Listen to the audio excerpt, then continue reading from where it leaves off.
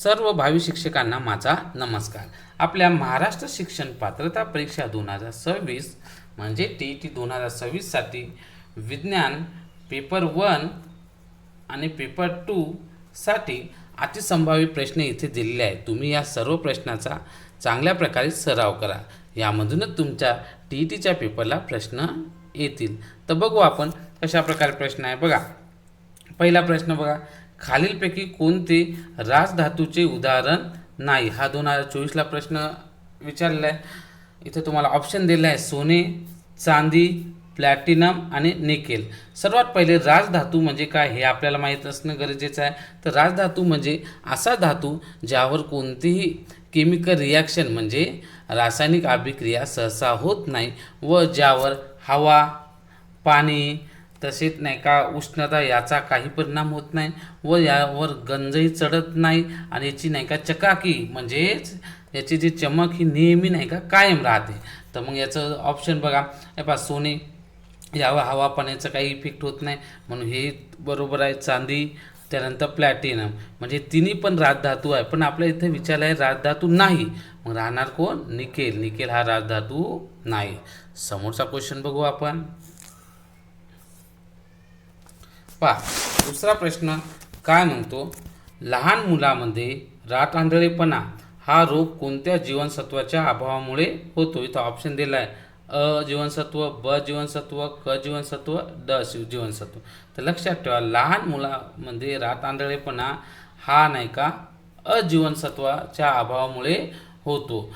मग आता प्रश्न होतो ब, जर तुम्हाला विचारलं असतं दुसरं, तर बच्या अभावामुळे कोणता रोग होतो? तर ब1 पासून बेरी, त्यानंतर B9 म्हणजे B9 पासून नाही का ॲनिमिया, तसेच नाही का क पासून नाही का स्किवी आणि ड पासून नाही का मुळदूस हा रोग होतो. समोरचा प्रश्न बघा काय म्हणते, वारंवारतेचे SI म्हणजे सिस्टीम ऑफ इंटरनॅशनल एकक काय? आता वारंवारताला म्हणतात इंग्लिशमध्ये फ्रिक्वेन्सी, तर त्याचे SI युनिट म्हणजे सिस्टीम ऑफ इंटरनॅशनल युनिट काय? तर इथं दिलं आहे तुम्हाला ऑप्शन न्यूटन, वॅट, हर्ट्स आणि नाही का मीटर. तर लक्षात ठेवा, वारंवारतेचे युनिट राहतात हर्ट्स.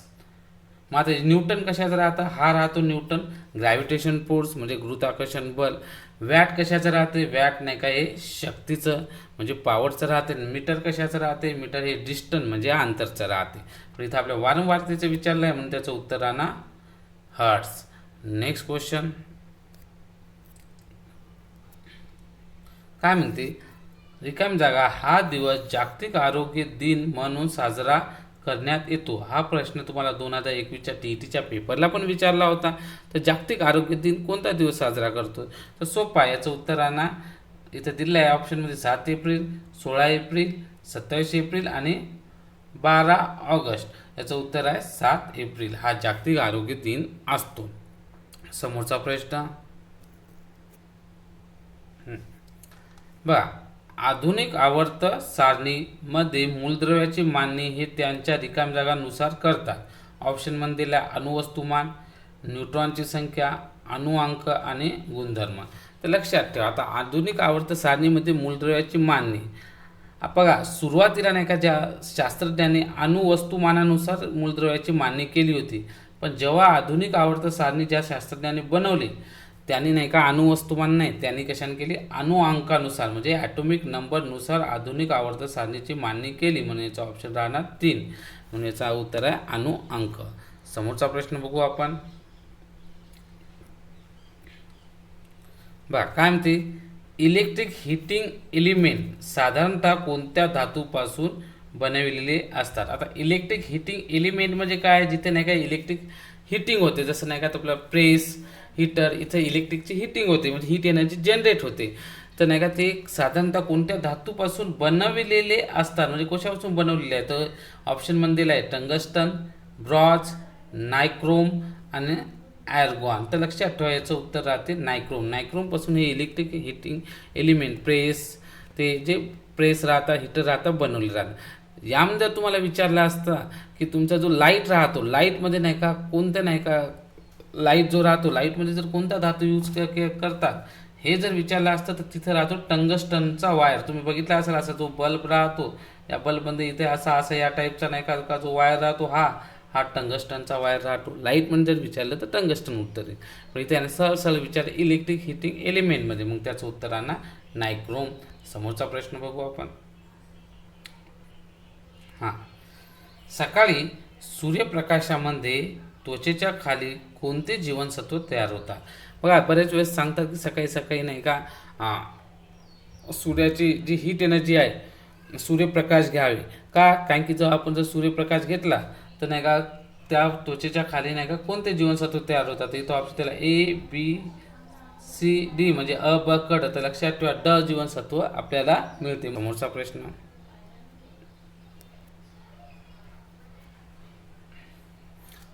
नेक्स्ट आहे, खालीलपैकी कोणता संच आधुनिक आवर्त सारणीत एकाच आवर्तनातील आहे? हा 2021ला प्रश्न विचारला होता. आता एकाच आवर्तनातला जर बघितला, इथं दिला आहे तुम्हाला फर्स्ट, सेकंड, थर्ड, फोर्थ. तर याचं उत्तर राहणार फोर्थ. हे जे फोर्थ राहणार हे उत्तर का? कारण हे ॲल्युमिनियम, फॉस्फरस आणि क्लोरीन हे जे तिन्ही आहेत, हे नाही का तुमच्या तिसऱ्या आवर्तनामध्ये नाही का प्रेझेंट असतात, उपस्थित असतात. म्हणून याचं नाही का उत्तर राहणार ॲल्युमिनियम, फॉस्फर, क्लोरीन. तिसरं कारण की आपल्याला विचारलं आहे एकाच आवर्तनातील आणि तिसऱ्या आवर्तनात प्रेझेंट राहतात. समोरचा प्रश्न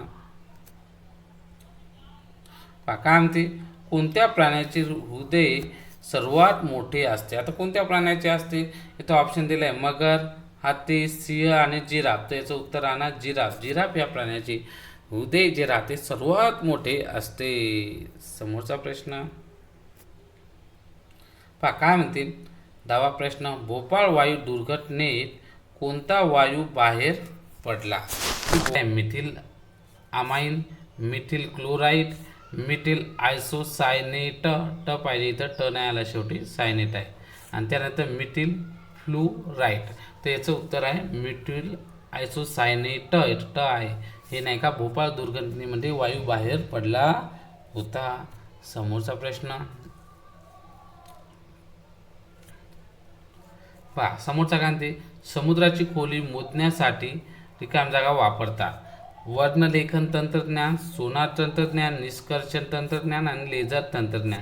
तर लक्षात ठेवा, जे समुद्राची जी खोली राहते मोजण्यासाठी काय कोणतं तंत्रज्ञान यूज करतात? सोनार तंत्रज्ञान. हे जहाजाच्या खाली राहते, तिथून नाही का तुमच्या जे साऊंड एनर्जी राहतात म्हणजे साऊंड वेव्ह राहतात ते समुद्राच्या खाली अशी पाठवतात, पुन्हा समुद्राच्या तळाला लागल्या की पुन्हा ते नाही का वर येतात. मग याला जाण्यासाठी येण्यासाठी जेवढा वेळ लागतो यावरून समुद्राची खोली मोजली जाते. म्हणून याच्यात नाही का याचं उत्तर राहणार सोनार तंत्रज्ञान. समोरचा प्रश्न बघू. ग्लुकोजमध्ये कार्बनची टक्केवारी रिकाम जागा असते. ग्लुकोजमध्ये जे कार्बन आहे किती टक्के असतात? 40% असते. समोरचा प्रश्न बघू, डायरेक्ट उत्तर आहे याचं. शरीरातील सर्वात मोठी ग्रंथी कोणती? ऑप्शनमध्ये दिला आहे जठर, स्वादुपिंड, यकृत ग्रंथी, लालू उत्पादक ग्रंथी. तर याचं उत्तर राहते यकृत ग्रंथी. यकृत ग्रंथी जी अशी आहे आपल्या शरीरातील ती सर्वात मोठी आहे. त्यालाच आपण नाही का यकृतला इंग्लिशमध्ये म्हणतो लिव्हर ग्लँड. ही सर्वात मोठी ग्रंथी आहे. समोरचा प्रश्न काय म्हणते, मानवी शरीरात जवळपास किती किमी लांबीच्या वाहिन्या असतात? आपल्या शरीराचे किती किमीच्या नाही का वाहिन्या असतात? पहिले दिले 97,000, दुसरे 9,700, 1,000 आणि 21,000. त्याचं उत्तर आहे 97,000 किमी म्हणजे किलोमीटरच्या वाहिन्या आपल्या शरीरात असतात. समोरचा प्रश्न बघा, रिकाम जागा हा सूर्याच्या सगळ्यात जवळ आणि आपल्या सूर्यमालेतील सगळ्यात लहान ग्रह आहे. कोण आहे इथं दिलं आहे बुध, शुक्र, गुरु आणि मंगळ. आता इथं आपल्याला विचारलेलं आहे सगळ्यात जवळचा आहे आणि सगळ्यात लहान, तर याचं उत्तर राहणार बुध. जर तुम्हाला विचारला असता सर्वात मोठा तर काय राहणार गुरु, आणि जर तुम्हाला विचारलं असतं तांबडा ग्रह तर तो राहिला असता शुक्र. पण इथं नाही का आपल्याला सगळ्यात जवळचा विचारलेला आहे, त्याच्यामुळे आपला ऑप्शन राहणार बुध. समोरचा प्रश्न काय म्हणते, ध्वनी तरंग हे रिकाम जागा आहेत. अवतरंग, अनुतरंग, एकमितीय तरंग, द्विमितीय तरंग. तर लक्षात ठेवा, ध्वनी तरंग हे अणुतरंग असतात. समोरचा प्रश्न, मूलद्रव्ये भूकवचात मोठ्या प्रमाणात सापडते. आता हे तुम्हाला इथं मूलद्रव्य दिले, जसे ॲल्युमिनियम, कॅल्शियम, सोडियम आणि पोटॅशियम. तर लक्षात ठेवा, आपल्या पृथ्वीच्या भूकवचामध्ये सर्वात जास्त नाही का ॲल्युमिनियम हे मूलद्रव्ये सापडतात. समोरचा प्रश्न, रसायनशास्त्रात रिकाम जागा अभ्यास केला जातो. कशाचा अभ्यास केला जातो? तर पहा, इथं दिला आहे सजीवांचा, प्राण्यांचा, पदार्थांचा, मानवांचा. तर लक्षात ठेवा, सजीवांचा, प्राण्यांचा, मानवांचा या सगळ्याचा कशात करत असतो? तुमच्या झूलॉजी म्हणजे जीवशास्त्रामध्ये केला जातो. पण रसायनशास्त्रामध्ये कशाचा केला जातो? पदार्थाचा अभ्यास केला जातो. म्हणून याचा ऑप्शन 3 राहणार. समोरचा प्रश्न बघा, SI पद्धतीत विद्युतधारेची एकक कोणते? आता SI म्हणजे सिस्टीम ऑफ इंटरनॅशनलमध्ये. तर पहा, इथं दिला ओहम, एम्पियर, कुलोम आणि मीटर. तर SI पद्धतीत विद्युतधारेचे एकक राहतात ॲम्पियर. आणि मग ओहम कशात राहते? ओहम तुमचा राहतो रोध, म्हणजे त्याला रजिस्टन्सचं युनिट राहते ओहम. त्यानंतर तुमचं नाही का, जर कुलम जर विचारलं, कुलम कशात राहते? तर इलेक्ट्रिक चार्ज म्हणजे विद्युत प्रभारचं युनिट राहते कुलम. आणि मीटर कशात राहते? तुमचं डिस्टन्स, अंतरचं राहते. पण इथे विद्युतधारेचं विचारल्यामुळे याचा आन्सर कोणतं राहणार? दुसरं, ॲम्पियर. समोरचा प्रश्न,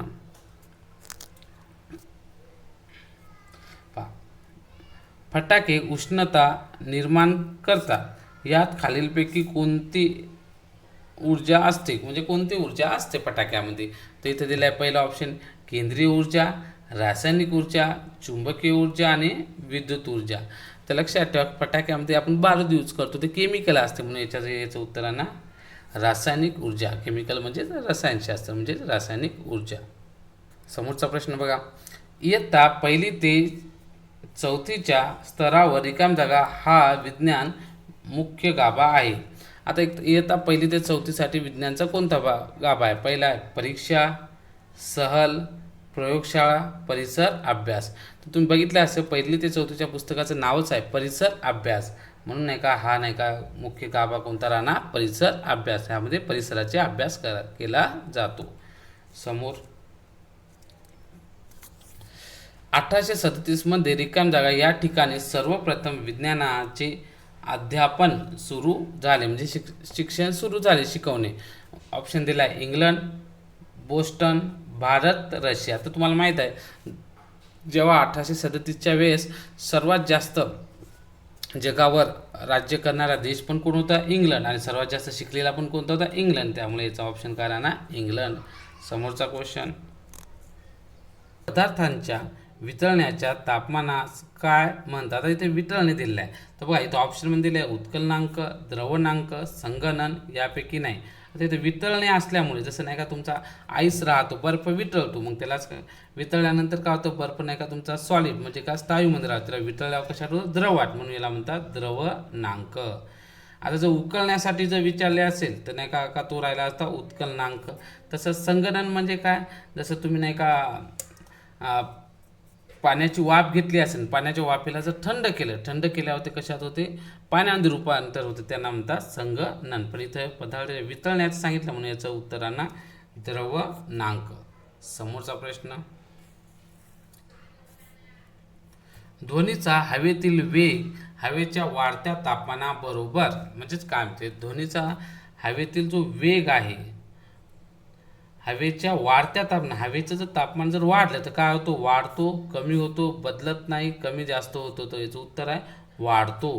कारण जसं तापमान वाढेल हवेतील तसं वाढतो. म्हणून उन्हाळ्यात आपल्याला थोडं जास्त आवाज ऐकू येतो ॲज कम्पेअर टू कशातून? त्या विंटर सेशन म्हणजे हिवाळ्यापेक्षा. समोरचा प्रश्न,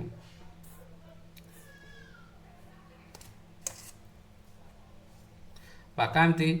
विषमज्वर हा रोग खालीलपैकी कोणत्या कारणामुळे होतो? आता विषमज्वरला तर आपण नाही का म्हणतो टायफॉइड. कशामुळे होतो? दूषित अन्न, दूषित पाणी, दूषित हवा आणि यापैकी सर्व. तर तुम्हाला माहीत आहे टायफॉइड हा जनरली आपल्याला पावसाळ्यात होतो. का होतो? कारण त्या पावसाळ्यात दूषित पाणी तर होते आणि ते पाणी आपल्या शरीरात जाते, म्हणून हा रोग होतो. म्हणून याचं उत्तर आहे ना दूषित पाणी. समोरचा प्रश्न बघा. काय म्हणते, कोणता धातू सर्वसामान्य वातावरणात द्रव अवस्थेत असते दिल्या? पोटॅशियम, सोडियम, बेरियम आणि गॅलियम. त्याचं उत्तर राहणार गॅलियम. समोरचा प्रश्न बघू. काय म्हणते, नैसर्गिक टाकाऊ पदार्थांचे विघटन घडून आणणाऱ्या सजीवांना काय म्हणतात? आता पहा, नैसर्गिक टाकाऊ पदार्थाचे विघटन घडून आणणारे जे आहे सजीव त्याला काय म्हणतात? जीवाणू, विषाणू, अपघटक आणि कुर्मी. त्याचं उत्तर आहे ना अपघटक. समोरचा प्रश्न बघू 28 नंबरचा.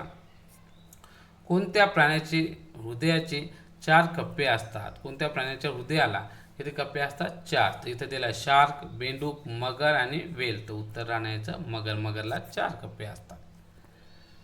समोरचा प्रश्न. इयत्ता 5वी ते 8वीच्या अभ्यासक्रमात रिकाम जागा महत्त्व दिलेले आहे. इथं नाही का ऑप्शन दिला, अध्ययन, अध्यापन, प्रत्यक्ष, अप्रत्यक्ष. आता 5वी ते 8वीच्या अभ्यासक्रमामध्ये कशाला महत्त्व दिलं आहे? तर याचं उत्तरांना अध्ययन. अध्ययन म्हणजे काय? अभ्यास करून घेणे, मुलापासून अभ्यास करून घेणे, याला नाही का महत्त्व दिलं आहे. अध्यापनालाही जास्त महत्त्व नाही, प्रत्यक्षला नाही, अप्रत्यक्ष नाही, सर्वात जास्त आहे अध्ययनला महत्त्व. समोरचा प्रश्न बघा. काय म्हणते, पदार्थाची अवस्था बदलण्यास खालीलपैकी कोणता घटक कारणीभूत आहे? इथं ऑप्शनमध्ये दिला आहे उष्णता. उष्णतेमुळे बी पदार्थाची अवस्था बदलते. जसं तुमचा आईस आहे, आईसला जर नाही, आईस म्हणजे बर्फ, बर्फाला जर उष्णता दिली तर त्याचं नाही का पाण्यात रूपांतर होते. थंडही बरोबर आहे. पाण्याला जर नाही का आपण नाही का पाण्याला जर थंड केलं तर त्याच्या कशात रूपांतर होते? पाण्याला स्थायू म्हणजे नाही का बर्फात रूपांतर होते. मग हे बी बरोबर आहे, हे बरोबर आहे, दोन्ही बरोबर असल्यामुळे याचा ऑप्शन कोणता राहणार? उष्णता व थंड. तर अशा प्रकारे आपला हा व्हिडिओ पूर्ण झालेला आहे. तुम्हाला अशा प्रकारे नवीन नवीन व्हिडिओ विज्ञान व इतर विषयाचे पाहिजे असेल तर आपल्याला या चॅनलला एकदा लाईक करा, सबस्क्राईब करा आणि कमेंट करा. Okay, thank you.